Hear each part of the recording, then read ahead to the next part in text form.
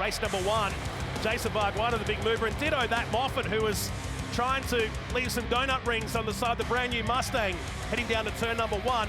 There was just a little bit of contact. Hearn came in hot, and just a little tap from Bargwanna sent the Valvoline car into the series of spins. Didn't take much of it with a foot on the throttle though, and it spun him out sideways, and that was the contact with Teb that ended Teb's day. And here we are on board with Moffat. You can see Hearn spinning off to his left. Moffat has done a pretty good job to avoid it, grabs the gear, and this was the end of the day for Aaron Teb. Yeah, limped his car up to the top of turn 2 at the Bond bend. This was Moffat on the inside of Bargwanna. These two were joined together for pretty much the next 10 laps. While Tim Brooks set out a nice margin here. Grice getting passed here by Moffat. And Grice would end up back in 4th position, his debut run for this Ford Mustang. It was a great start for Benny Grice and ended up further back in the end.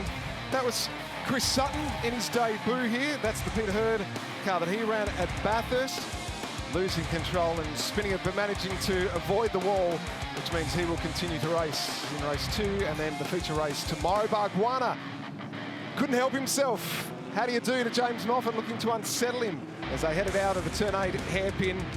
But Moffat too wise for that one and just held him off on the line. Tim Brook crossing first, and there's the battle, 2nd and 3rd. Moffat getting the bickies and getting the bragging rights in the first one. Just under a 1/10.5 between those two at the finish line. That's what a car length looks like. Bargwanna home for 3rd position today on his debut run in that Chicane Tools Ford Mustang. James Moffat 2nd, and Tim Brook collecting his first win in the Turtle Wax Trans Am Series, round 5 of this year's championship.